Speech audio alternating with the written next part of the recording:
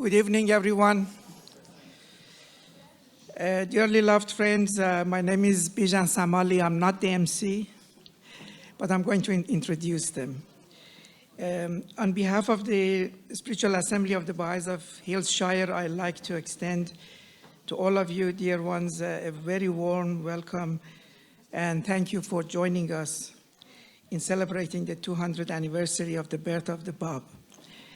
Bab means the gate, who was the herald of the Baha'i faith and foretold of the coming of Baha'u'llah, who is the founder of the Baha'i faith. I'd like to also acknowledge the traditional owners of the land where this function is happening, Durak people, who are the traditional owners and custodians of this land, and we pay our respects to their elders, past and present. And Mr. Christopher Heggie, who is a member of the National Spiritual Assembly of the Baha'is of Australia, which is the national governing body of the Baha'i faith in Australia. I'd like to now invite our MCs to come forward for the proceedings, and I'd like to welcome them officially.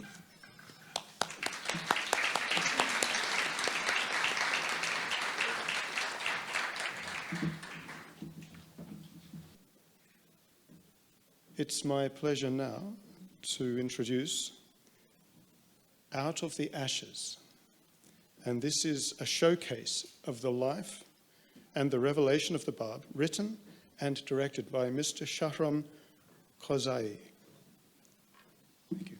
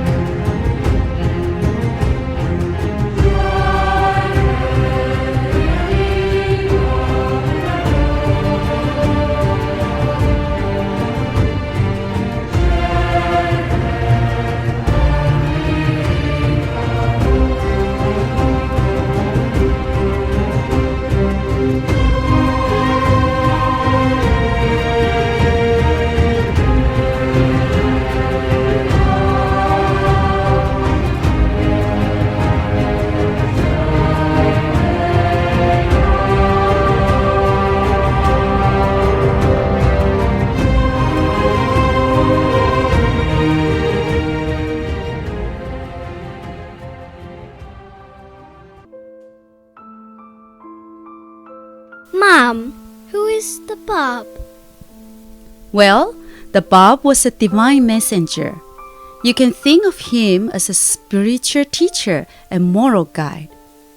He was born in 1819 in Persia, at a time of religious oppression and fanaticism. What do you mean, oppressed and fanatical? A combination of cruelty and corruption with the clergy and government make it very dangerous and difficult for the Bab to reveal his mission and claim that he was a divine messenger. Besides, for 1,000 years, people have been waiting for the hidden Imam to appear. So how did he reveal his mission? Some very pure-hearted and knowledgeable people realized the time of his appearance was approaching and started awakening people and preparing them for it. I will take you back in time to see.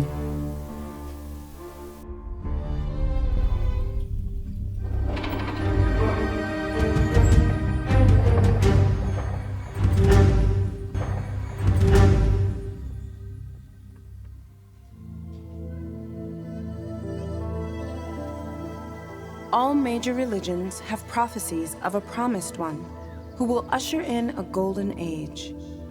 The Messiah, the return of Christ, the 10th Avatar, and the 12th Imam. Shia Muslims also awaited a divine messenger under a different name, the 12th Imam. They believe that he was in a state of physical concealment. He was alive and present, but he simply could not be seen. They imagined that this 1,000-year-old person would return to the world as an agent of God to bring peace. That he would use the sword to become a political leader and rule over the world with justice. One of the Shia Muslims who had been waiting for the 12th Imam in the years before 1844 was a religious scholar named Sheikh Ahmad. He led an independent movement of followers known as the Sheikhis in Persia and Iraq. Sheikh Ahmad gathered around himself students and disciples to prepare the people for the appearance of the Promised One. The growing Sheikhi movement was a direct threat to the traditional clerics. Despite being persecuted, the Sheikhis' innovative and original teachings continued to attract followers. One of these followers was a brilliant scholar named Sayyid Kazem. He succeeded Sheikh Ahmad and greatly advanced the movement in Karbala.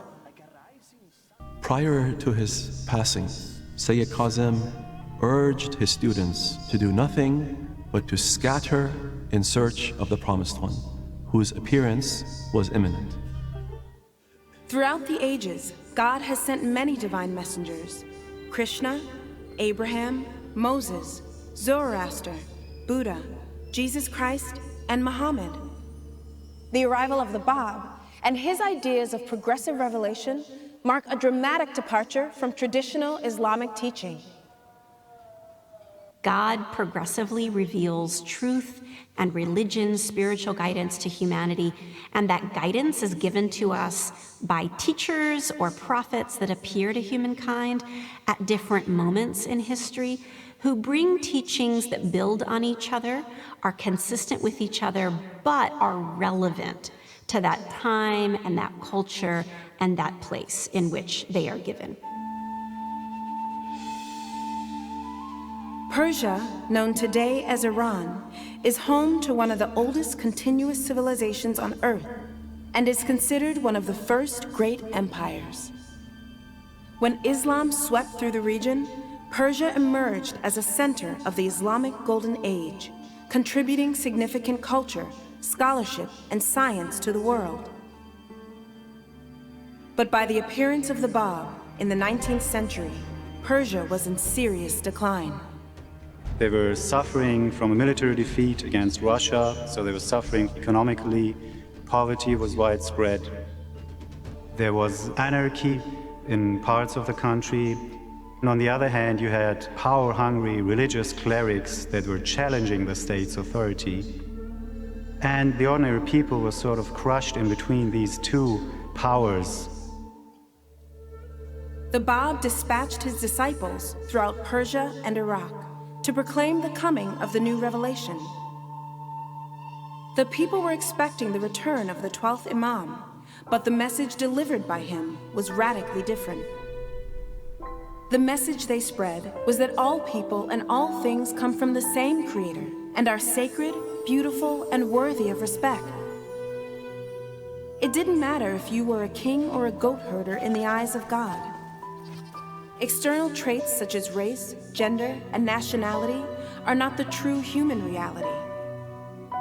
Instead, each of us are like mirrors reflecting the light of God's revelation. In Shiraz, the governor, Hussein Khan, called for the Bab's arrest as soon as he returned from his pilgrimage. But in Tehran, at the king's palace, the prime minister was deeply worried that the Shah would also fall under the sway of the Bab, thus diminishing his own power. And instead, Prime Minister Al-Ghasid arranged for the Bab to be banished to the remote northwestern corners of Iran, to a place called Makul, so that this meeting would never take place. It was hoped to isolate the Bab in this fortress and in that way to cut off the Bab from his followers. the Bab faced a solitary imprisonment at Maku, a fort surrounded by a huge rock that blocked out the sun. There, shadowy days stretched into long, dark nights. He was denied even a basic lamp for light. Yet he used this time to reveal hundreds of thousands of verses. So the Bab issued a call to all of his leading disciples, wherever they were in the country, to come to a place called Badasht. The conference was attended by nearly all of the Bab's key disciples, including Tahirih and Mirza Hussein Ali, who would later play a much greater role in the movement when he became known as Baha'u'llah, the glory of God. But even they were in for a shock. Tahirih entered the tent, unveiled. It was absolutely shocking. It was a revolutionary act for a woman to reveal her face in the company of men. It was considered a sin just to look at a woman's shadow, and so to look at her face was considered an abomination. And for her to appear like that shook the faith of the people who were in the room. She was making a point that the equality of men and women was now a reality thanks to the teachings of the Bab, and we were no longer going to do things in the old manner. The public proclamation of a new religion was grounds for a charge of heresy. So, in July of 1848, the Bab was summoned to Tabriz to stand trial before a group of hostile clerics and the crown prince of Persia. They questioned the Bab about his teachings and admonished him to recant his claims. This was a mock trial. It was an attempt to ridicule and humiliate the Bab. The questions that were posed to him were entirely of a trivial nature. They had objections to the Bab's answers, and it became increasingly undignified as these clerics became more and more agitated and started abusing the Bab verbally. And then came the most important question of all, and his answer. Whom do you claim to be? And his response was, I am the promised one. I am the one whose name you have for 1,000 years invoked. In the summer of 1850, the Prime Minister of Persia ordered that the Bab be brought to Tabriz for public execution by firing squad. There, he and his young follower Anis were suspended with ropes against a pillar.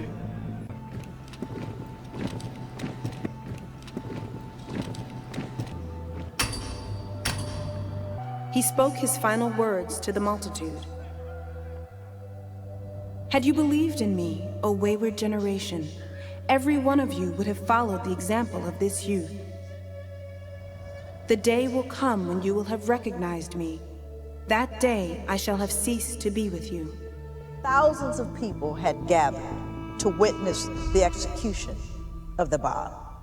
There were people on rooftops. There were dignitaries, there were journalists, and people from every walk of life.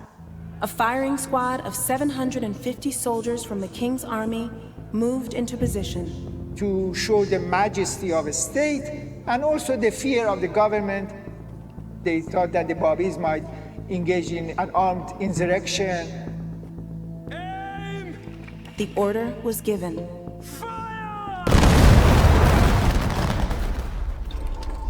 And the Bab and his companion were executed.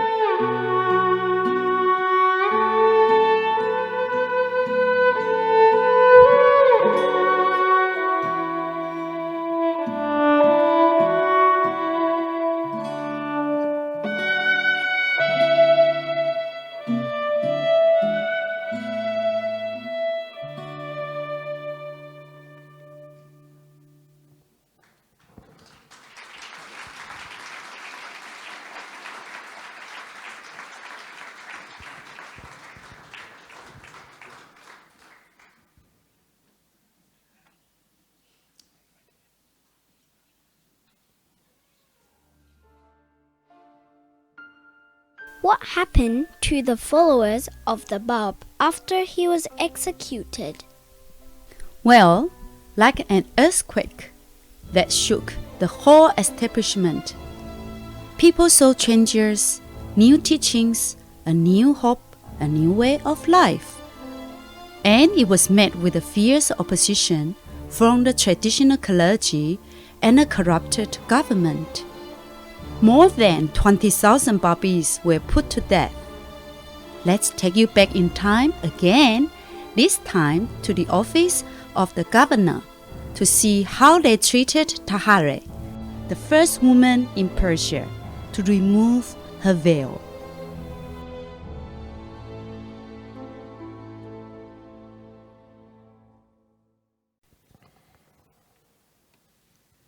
Despite your reassurances, there is more unrest and turmoil in our lands. Long live our Pa. Praise be to Allah.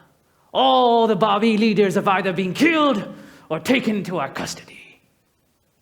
We thought if we crushed and defeated his gatherings in the north, people would leave him. We thought if we sent the Bab to Azerbaijan, people would forget him. We thought if we put him on trial, he would withdraw and recant his claims. And you thought by his execution, the Babi movement would be terminated forever. Well, how wrong we were. The greater our efforts to eliminate them, the stronger they have become. You should not be worried. It's only a matter of time. Thousands of people have already accepted his claims and his faith, and thousands more still are searching for him. Our authority continues to be undermined, and yet you are telling me now not to worry? He was insane when he made such a huge claim. Insane? As you may well know, we arranged a meeting in Tabriz with the Bab and our most learned scholars and our great clergy to silence his claims with reason, logic, and verses from the Holy Book. And surely he was defeated when he ran away from that meeting. Defeated? He, in front of our prince and all the assembly, he stood and he repeated his claim 3 times. I am the promised one. I am the one whose name for 1,000 years you have invoked. And nobody dared to say anything. His feet were whipped for his arrogance and for leaving that assembly. None of it is working. Of course, none of it will work as long as you keep treating these Babis with compassion. Compassion? I wonder if you would still have your job had the Bab met with the king. We must be grateful to Grand Vizier, the Prime Minister, for his wisdom. Do you know, when the Bab was examined by the English physician, Dr. Cormick, the Bab told him he had no doubt that all of Europe would come over to his faith? This proves my point. He was insane. Such a huge claim.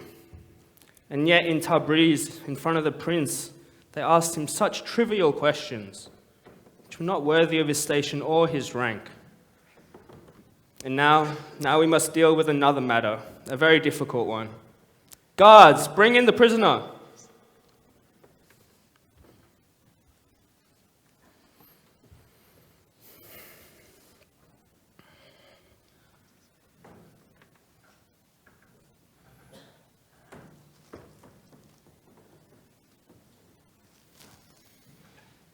And what is your name?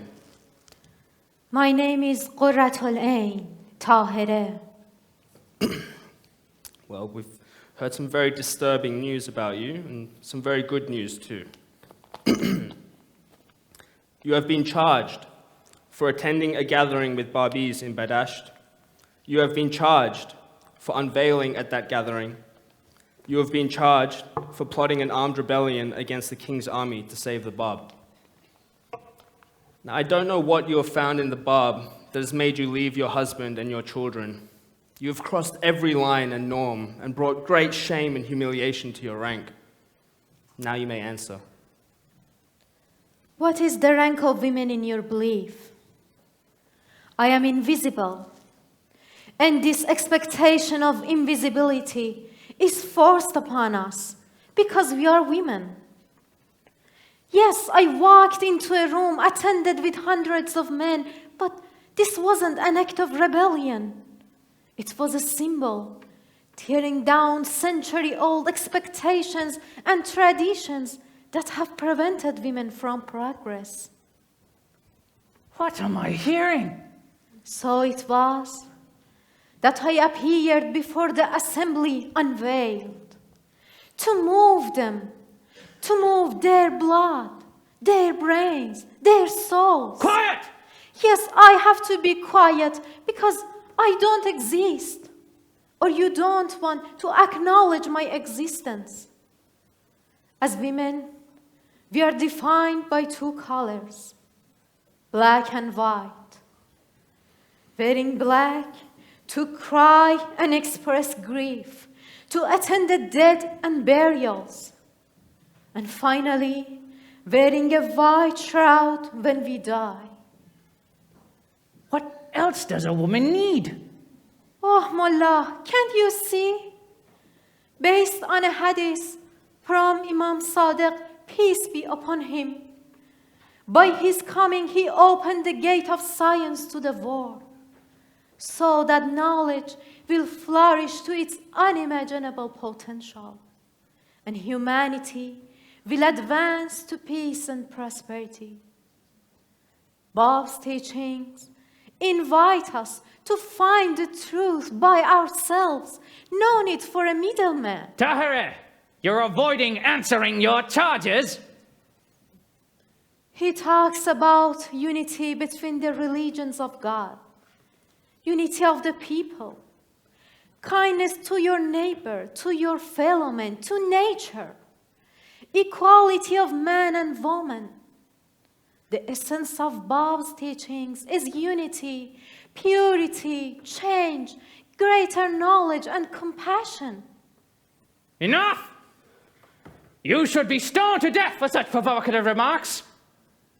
Those who are crucified, stoned, burned, have their breath wrenched out of them, they teach, they are heard. Their tragedies widen the eyes of the people and unstop their ears. It is better to burn you and make an example out of you. In the burning down of a candle, nothing is burned but a butterfly's feather. Yet we burn, and our flame sets the whole world alight. Tahira, listen carefully. You were born into a noble and scholarly family. I know them well, and they are all firm in their faith in God. You are young, with charm and beauty, well educated, and your fame extends beyond Persia. Your poems are read by everyone, rich and poor, royals, peasants. With these qualities, you could have the wealth of the world. I'm sure you know the king's opinion of you. I would explain all my grief, dot by dot, point by point. If heart to heart we talk, and face to face we meet, to catch a glimpse of thee, I'm wandering like a breeze, from house to house, door to door, place to place, street to street.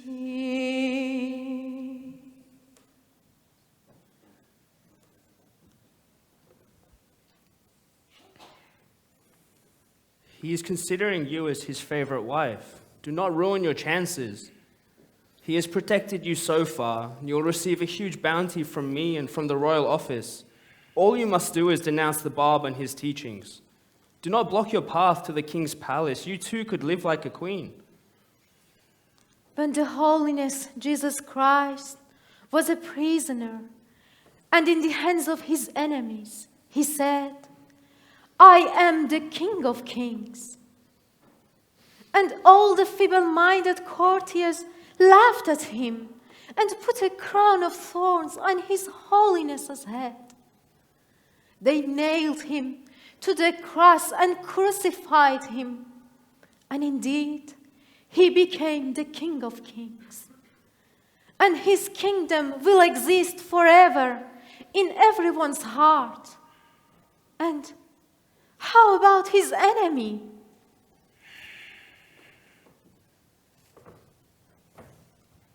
I think we're wasting our time. And you're risking your life. Out of the ashes rises the phoenix. I am ready for that. My breath must be taken so that the words living therein shall live on forever.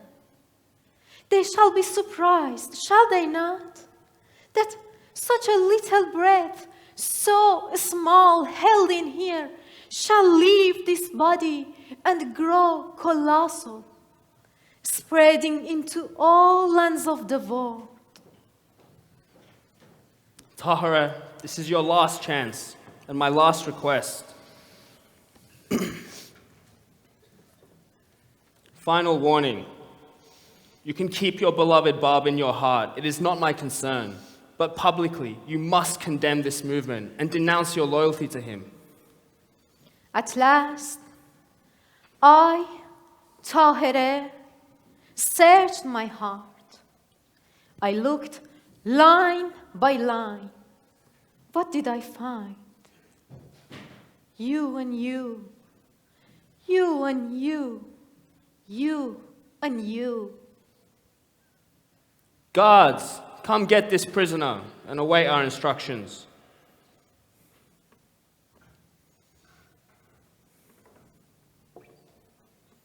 Tahireh, I am charging you with spreading corruption on earth, which carries the death penalty.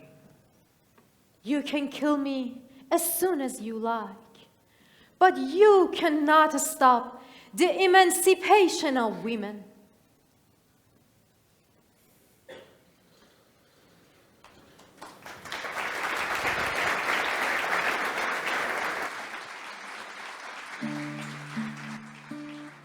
What happened to the Bab after his execution? After his execution, some of the Babis managed, in the middle of the night, to rescue the body. It was kept hidden and moved from place to another place for 59 years. Baha'u'llah instructed the remains of the Bab to be brought to Haifa and to be buried there, when a beautiful shrine for him was constructed. His body is resting under a golden dome, covered with lights and visited by millions of people from all parts of the world. A testimony to his station and his mission for mankind when he, in the darkest moment of his life, said that his message of peace and prosperity will be heard and will be accepted by the people in the West too.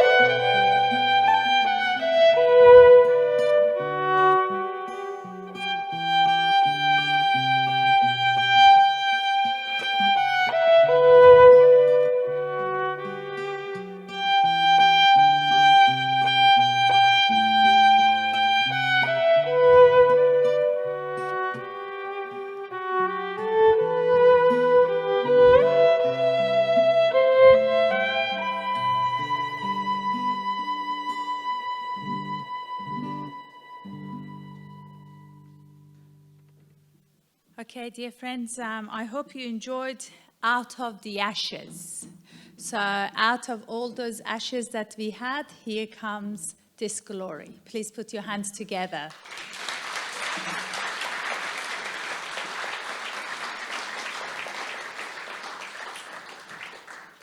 I'd like to convey our thanks and appreciation to Mr. Shahram Khuzui for writing and directing this showcase, and also Mrs. Yuko Khuzui for doing this beautiful stage for us, and of course all of those who participated in the drama and all of it. One more time, let's show our appreciation to them. So friends, we've come to the important part of the evening where we thank those who have contributed so much to the evening. And I'd like to call up here, if we could, Councillors Rina Jetty, Frank Damasi, Alan Haselden, and Elizabeth Russo. Please.